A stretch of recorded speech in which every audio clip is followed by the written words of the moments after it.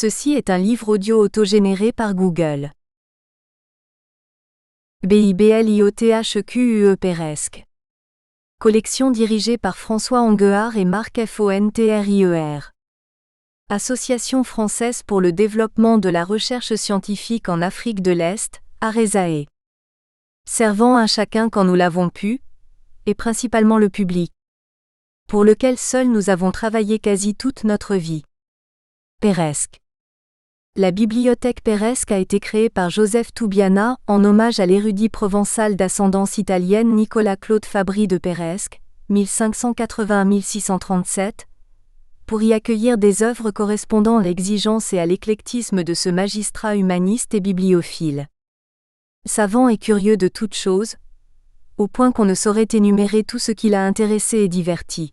Sciences naturelles, numismatique, art, histoire, littérature, astronomie, philosophie, mœurs, religion, poésie, avec un souci particulier des langues et des cultures de la Méditerranée antique et contemporaine.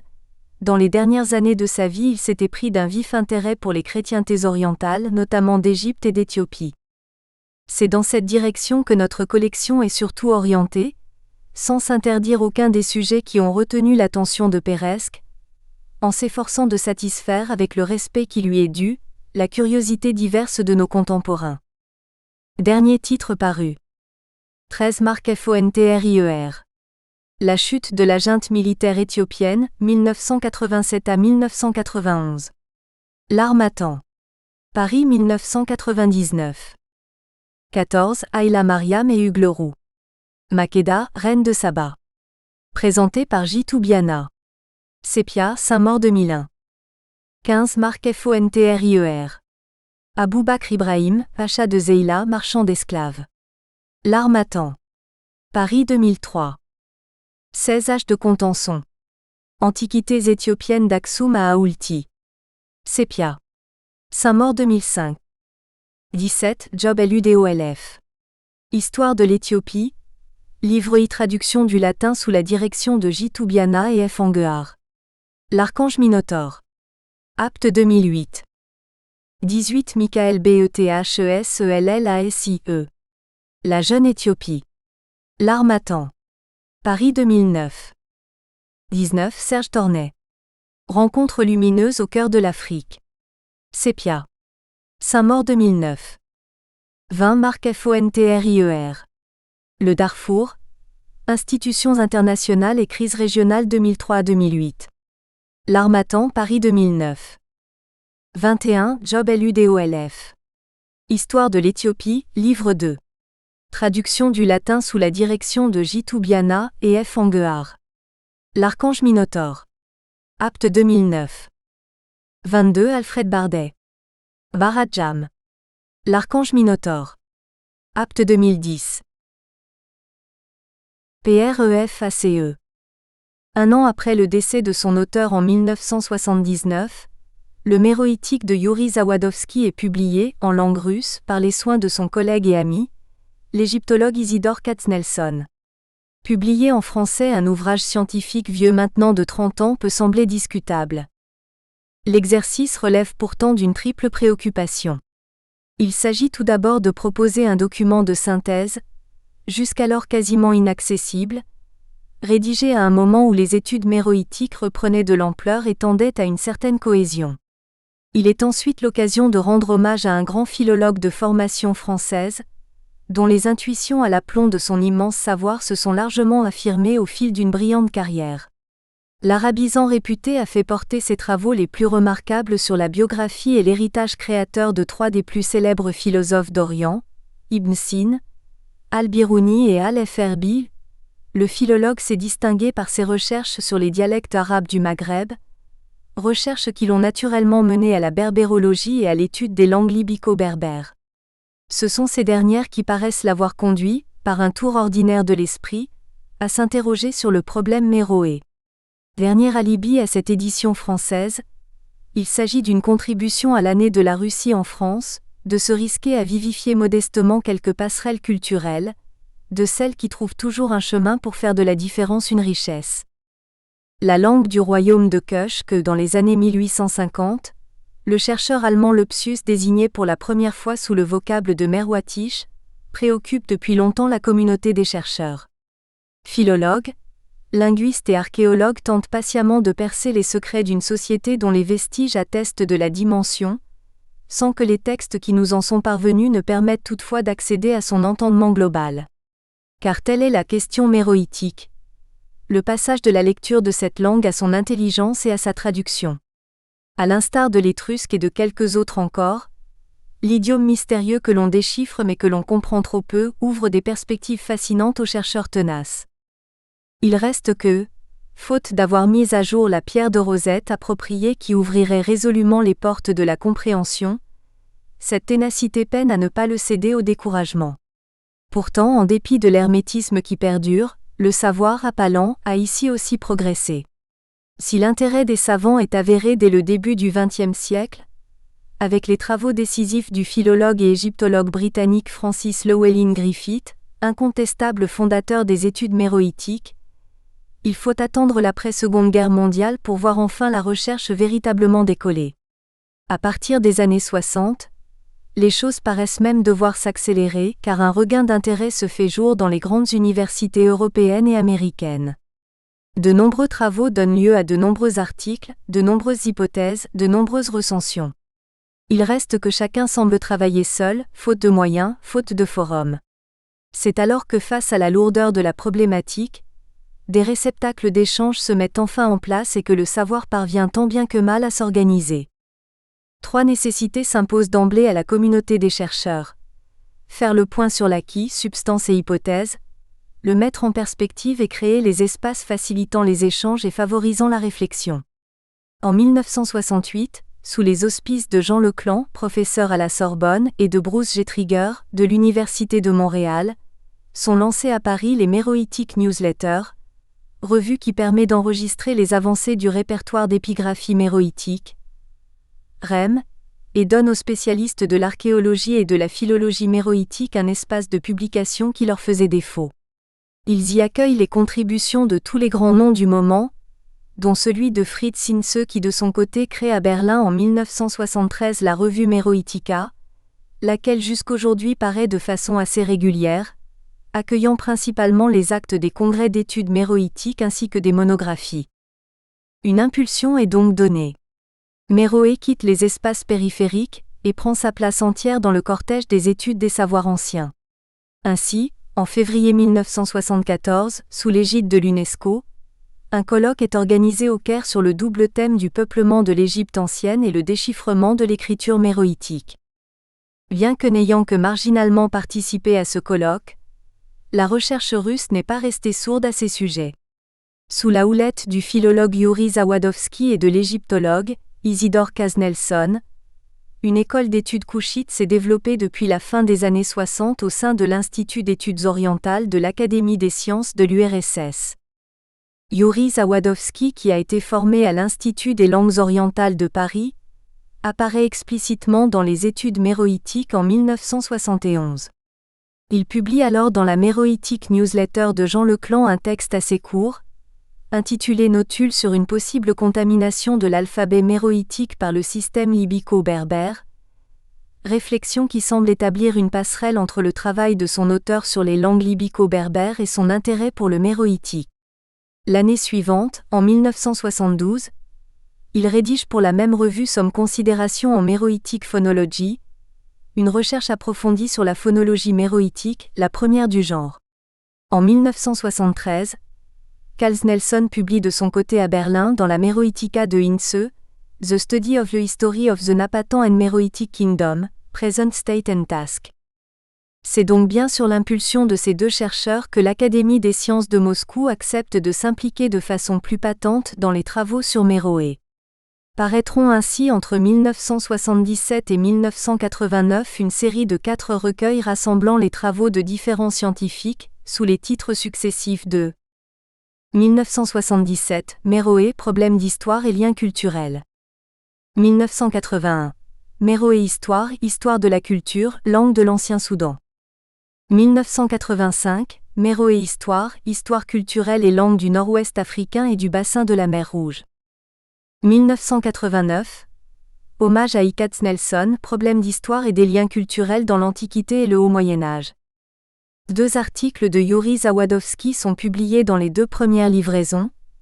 Analyse de la stèle de Tourajev à l'Ermitage en 1977 et problème de l'article en méroïtique en 1981, soit 2 ans après sa mort. Il reste qu'après celle-ci, survenue en 1979, le travail de l'école russe sur le méroïtique deviendra plus discret. Les contributions seront essentiellement d'ordre historique et resteront quasiment limitées aux auteurs soviétiques. Ainsi, dans les années 90, la revue cessera-t-elle de paraître tant à cause de la désorganisation des institutions de l'ex-URSS qu'en raison de la disparition de ses fondateurs. Aujourd'hui, tandis que Méroé intéresse un nombre toujours croissant de scientifiques, les laboratoires les plus dynamiques sont à Vienne où Inge Hoffmann publie depuis 1986 la revue Beiträge zur Sudanforschung dont le dernier numéro est paru en 2006 et à Paris où les travaux de Claude Rilly s'inscrivent dans la continuité de ceux de Jean Leclan. Claude Rilly qu'il s'agit de remercier chaleureusement d'avoir accepté de commenter et d'annoter le texte de Zawadowski, à la lumière des acquis nouveaux en dépit d'un emploi du temps qui ne s'y prêtait guère. Un petit ouvrage de passage entre les mystères de Méroé et nos certitudes contemporaines, mais d'espoir aussi quand le savoir parvient à nous rassembler autour de nos rêves et de nos interrogations. Marc Fontrier. Le méroïtique est une langue qui durant l'Antiquité a été parlée sur le territoire de l'actuel Soudan, dans le royaume de Kush, à Méroé et Napata, ses capitales. Dans la première partie de cet ouvrage, on trouvera une histoire de l'ancien Soudan et un aperçu des étapes du déchiffrement des inscriptions méroïtiques. Les parties suivantes sont consacrées à une description de sa phonologie et de sa morphologie. Les inscriptions méroïtiques n'ayant pas été complètement déchiffrées jusqu'à nos jours, l'auteur n'a retenu en exemple que les textes qui se prêtent à une lecture suffisamment fiable. Introduction. Un bref aperçu des inscriptions trouvées sur le territoire du royaume de Méroé permettra de mieux comprendre les particularités de cette langue. Située sur les terres de l'actuel Soudan ainsi que sur la partie septentrionale de la Nubie maintenant rattachée à la République arabe d'Égypte, ce royaume a existé à partir du VIe siècle av. JC jusqu'au IVe après Jésus-Christ. De nombreuses inscriptions anciennes comme les hiéroglyphes égyptiens, les annales des rois d'Assyrie, les inscriptions cunéiformes iraniennes ou la Bible témoignent de l'existence d'un État appelé Kush. Pourtant, dans les ouvrages scientifiques de tradition gréco-romaine ou de sources arabes médiévales, on l'appelait jusqu'à une époque récente tantôt Éthiopie tantôt Nubie. En fait, les Grecs désignaient du nom d'Éthiopie divers pays du sud où vivaient des peuplades noires de peau telles l'Inde, Aksum, l'Afrique du Nord ou l'Afrique centrale. Ainsi, par ailleurs, s'il existe un État moderne appelé Éthiopie-Abyssinie, Apsh, son territoire ne correspond aucunement à celui de l'ancien Kush. Il est évident que ces diverses appellations que l'on retrouve dans les ouvrages scientifiques ont créé la confusion. Dans le meilleur des cas, on aurait pu désigner ce pays par un autre nom grec, l'Éthiopie des bords du Nil, mais ce nom aurait lui aussi prêté à désordre car chez les auteurs anciens, il ne correspond pas toujours aux frontières réelles de Kush. Le nom de Nubie ne serait pas plus exact. Il est apparu ultérieurement et n'a jamais inclus le vaste territoire géographique que les Grecs appelaient l'île de Méroé, et qui comprenait les terres situées entre le Nil bleu, le Nil blanc et l'Atbara. C'est pourtant exactement là que se trouvaient les principaux centres politiques, religieux et culturels du royaume de Méroé.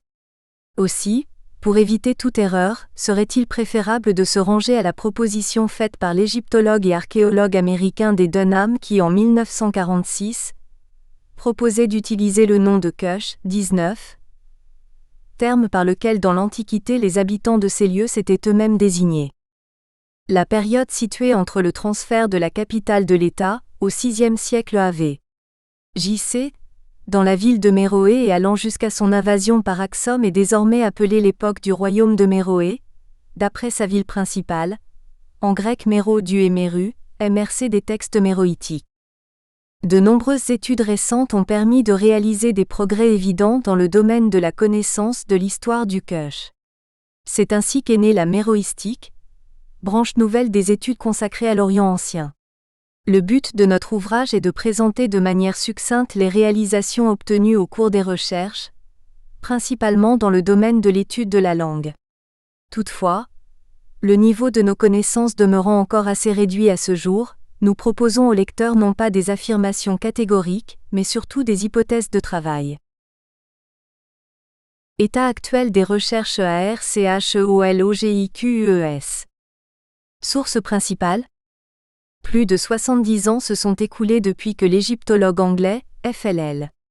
Griffith a pu déterminer les corrélations phonétiques de la plupart des signes de l'alphabet méroïtique. Néanmoins, à l'exception de certains mots épars et quelques formules figées, les textes recueillis ne se prêtent pas encore à une traduction systématique cohérente. On pourrait comparer cette situation avec les connaissances que nous possédons actuellement de la langue des Étrusques dont l'alphabet nous est connu depuis longtemps, mais dont les textes demeurent indéchiffrables. Dans les deux cas, cela s'explique par l'absence de bilingues qui auraient pu fournir une clé à la lecture ou faciliter un tant soit peu aux chercheurs la détermination du groupe de langues auxquelles appartiennent le méroïtique ou l'étrusque. Jusqu'à un temps tout à fait récent, on ignorait presque tout des habitants d'une des contrées les plus reculées du monde antique, celle du royaume de Méroé. Il est vrai que dans les ouvrages des auteurs tels qu'Hérodote, Strabon, Diodore et Pline, on trouve à son propos quelques mentions éparses, mais la réalité y côtoie toujours l'imaginaire. En ce qui concerne les données objectives issues des recherches archéologiques, celles-ci n'ont été effectuées, plus ou moins systématiquement dans la région du Soudan qu'à partir du XXe siècle et ce, dans des proportions assez restreintes. Traditionnellement, au XIXe siècle ainsi qu'au début du XXe, seuls les peuples anciens dont la culture avait plus ou moins fécondé l'Antiquité et contribué à l'essor de la civilisation européenne étaient considérés comme dignes d'une étude scientifique approfondie. G. Maspero, l'égyptologue français bien connu, avait désigné ces cultures anciennes comme classiques et par ce fait dignes d'être étudiées en priorité, donnant ainsi l'exemple à bien d'autres chercheurs. Ce point de vue eurocentrique a ainsi détourné l'attention des chercheurs qui se sont confinés dans les limites de l'oïkoumène des Grecs, sans aller au-delà de sa périphérie. Le royaume de Kush, l'Éthiopie du Nil chez les anciens Grecs, Aksum, le royaume minéen et celui de Saba, qui tous avaient subi l'influence des grandes cultures du Proche et du Moyen-Orient, sont ainsi restés en dehors des préoccupations scientifiques de la majorité des chercheurs.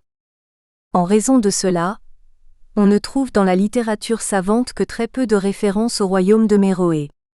Maspero, dont le livre Histoire ancienne des peuples de l'Orient classique, paru en 1895 à 1900, avait tenu compte de la plupart des données des recherches historiques et des fouilles archéologiques de l'époque, ne mentionne que brièvement le royaume de Méroé II, considérant ce type de culture comme une sorte de dégradation de la civilisation égyptienne, se tournant graduellement vers la barbarie.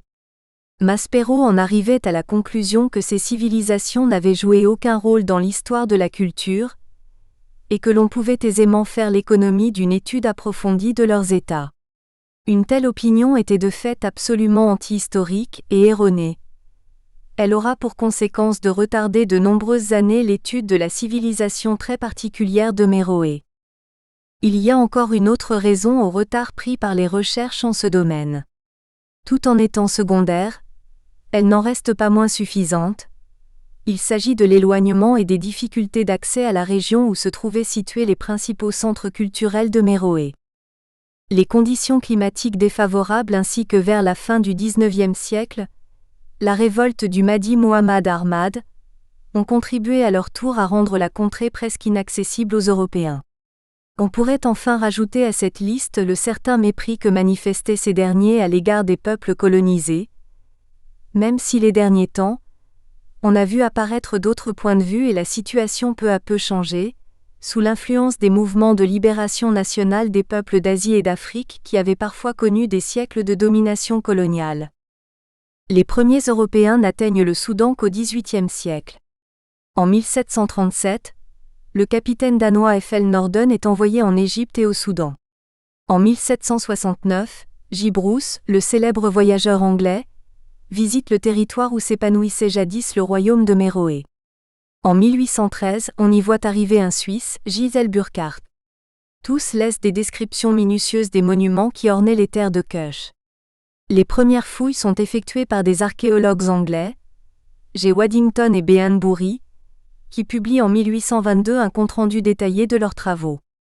La primeur des recherches revient néanmoins à deux chercheurs français, F. Kallio et L. Linan de Belfond, que l'on peut considérer comme étant les fondateurs de l'archéologie de Cush.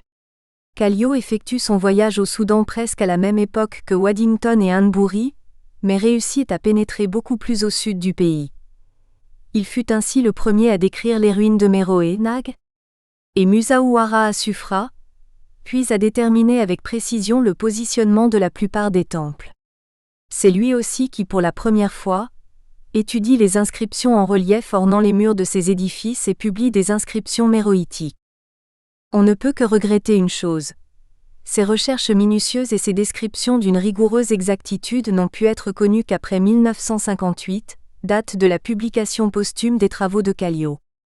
En 1833, G. Hoskins rajoute au compte-rendu de Kallio une description et le plan des trois principaux groupes de pyramides sur les terres de Méroé.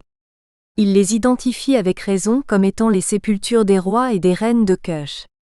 Il en dessine les plans et représente sous forme de croquis bon nombre de temples visités par lui. L'année d'après, en 1834, un médecin italien, De Ferlini, pénètre dans plusieurs sépultures royales et pourrait-on dire, les met à sac.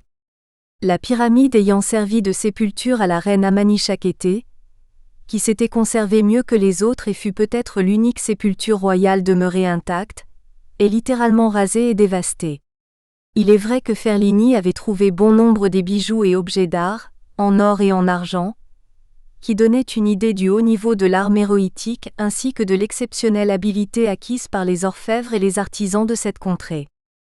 C'est pourtant la célèbre expédition de 1842 à 1845 qui prendra une importance décisive pour les études méroïtiques. Elle est dirigée par le fondateur de l'école d'égyptologie allemande, Karl Richard Lepsius. Les membres de son expédition inspectent et inventorient les principaux vestiges des centres politiques et religieux de l'ancien royaume, sa capitale, Méroé, ainsi que les villes de Nag, Musaouara à Sufra, Soba et Sennar. Ils décrivent aussi les monuments de la Nubie du Nord. Les résultats de ces travaux seront publiés par les soins de Lepsius dans son grand atlas en 12 volumes dans lequel on peut trouver des reproductions des temples et des copies de textes, exécutés sur les lieux avec une grande précision, ce qui en fait un ouvrage de référence qui jusqu'à nos jours n'a rien perdu de sa valeur. L'égyptologie actuelle doit aux recherches de Lepsius, et plus tard à celles de Mariette, la découverte et la publication des annales en langue égyptienne des rois de Napata et de Méroé tels Pianki, Aspelta, Arsiotef, Nastazon, qui constituent la principale source de nos connaissances dans le domaine méroïtique. Jusqu'à la fin du XIXe siècle, toutes les recherches archéologiques ont dû être interrompues dans la région du Soudan en raison de la révolte mahdiste mentionnée plus haut qui se propagea dans le pays tout entier. Ainsi, cette première étape des études méroïtiques peut-elle être globalement caractérisée comme celle d'un recensement passif. La situation change quelque peu au début du XIXe siècle, quand le gouvernement égyptien décide de construire le premier barrage d'Aswan. Les savants de Nous espérons que vous avez apprécié cet aperçu. Pour continuer à écouter ce livre audio sur Google Play Livres, utilisez le lien dans la description de la vidéo.